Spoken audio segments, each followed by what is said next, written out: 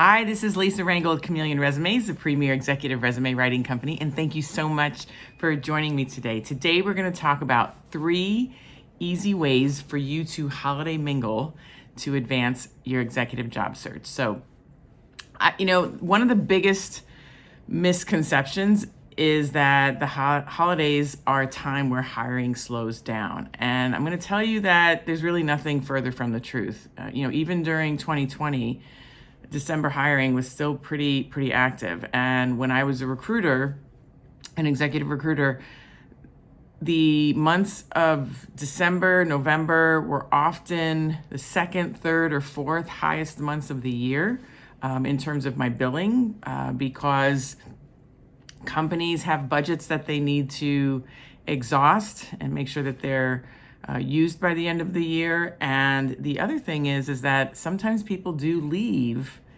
before the end of the year. So the openings I find during the holidays, because companies would typically want to maybe put it off till January if it's not urgent, I find that if they actually are hiring during November and December, it's a bona fide opening and not anything they're shopping for or testing the market or seeing what's available. So I find people get hired faster typically during the holidays for jobs that are really open. So with that said, I want to show you 3 ways that you can take advantage of this time, because the openings are usually very open and very needed and urgent, and people in general a little bit more jovial.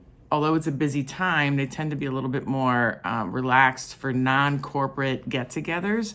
So not that they're relaxed because it's still a busy season, but the tone is different. So you might as well take advantage of it, have a little bit of fun, and get to know people in the process. So I want to help you with 3 suggestions to help your holiday mingling to become more effective. So the first is when you are at an event, small or large, and a tactic that I try to do is when I see someone standing alone, I approach them and I try to make them feel included.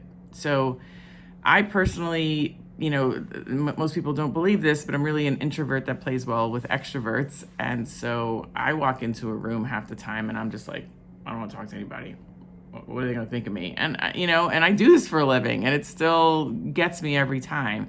And something that I try to do is when I see someone standing alone at a food table or in a corner, I'll just walk up to them and say, what brought you here? Or who do do you know people here? Are you looking for someone here? Or, I kind of make small talk around the fact that we're both standing alone when everyone else seems to be talking, right? So, and it just breaks the ice for them. And frankly, it breaks the ice for me, and I get a conversation going. And then I'll, ask them about what they're working on, or, are there resources that they're looking for? What brought them here? What are they hoping to find? Sometimes it's specific. Sometimes the answer is just simply, to meet new people and see where it goes. So I tend to find the person who seems to be alone and equally as, awkwardly standing there as I am, and try to eliminate that. So that's tactic number 1. Number 2 is to, go through my contact list of people that I know and see who haven't I talked to this year.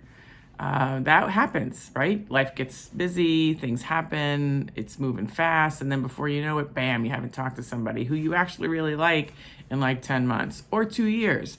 So go through your list and see who you haven't chatted with in a while, and put out a LinkedIn message, put out an email, make a phone call, and simply say, hey, I just was going through things. I thought of you. I noticed we haven't chatted in a while. Let's catch up. They may get back to you quickly and you can get together during the holidays, or it just may be somebody that you talk to in first quarter. I tend to, whether it's a voicemail or a written message, write, hey, I'd love to get together. If it doesn't happen during the holidays, I'd love to do it during the first quarter. Consider this an open invite, and let's, come back anytime and we'll schedule it. So this way people don't feel bad about not getting back to you right away, or maybe they don't see it right away. Then they're like, oh my God, when they see it in 3 weeks and they're like, oh my God, I haven't seen this, I just saw this. You can say, it's okay. It's an open invite. It was not meant to be pressured. So make sure that you use language that shows that it's not urgent, it's not pressing, And while you do want to talk to them quickly, it's not of an urgent nature to help them prioritize. So that's number 2. Number 3 is, come from a place of service. And I find that in doing so, ask for the type of meetings that are not corporate. Don't, call it a networking meeting. Don't call it, the business terms of meeting. Maybe do a walk with somebody if it's somebody that you know locally, or a Zoom walk. You can talk to each other, or a phone walk. While you're both walking, you're both on the phone walking. Even if, so you can do that even if you're not in the same location. Meet over lunch, coffee, but again, in non-formal settings. It could be a run. It could be, it could be anything. It could be doing an activity together, something artful in terms of an activity together. So do things that are just different, bring your partner and your families together, bring other friends together. So there's different ways of doing things so you can get out of that corporate setting. And frankly, when you are in a non-corporate setting, you tend to get to know people a little bit better because their guard's down a little bit. They talk a little bit more intimately and share more personal details. And that's where you start to connect with people and get to understand what their mindset's like and their life is like and whatnot. So just do things out of what would be the corporate norm, however that looks for you, and whatever hobbies you have and interests you have that you want to share with people. I would use that as a leverage point to setting up a chat, either virtually or in person. So those are my 3 tips for holiday mingling, so you can nurture your network, deepen the relationships you have, create new ones, so this way you can help each other, leverage them accordingly, all in the spirit of service. So I hope this helps.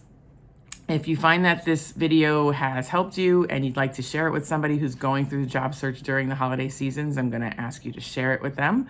I do have a resource down below about landing a job during the holidays to help you be more specific and more intentional in your outreach and how you market yourself. If you like these tips, I would suggest that you get that resource because it'll expand upon it so you can make the most of the next couple of months. If you like the video, I'm going to ask you to like it. Make sure you subscribe to my channel so you do not miss next week's video. And if you have a comment or a question, feel free to post it below or message me. You can email me at lr@chameleonresumes.com. I do my best to read and reply to every comment and every email. So I hope all is well. I hope you have a safe and fruitful and peaceful holiday season.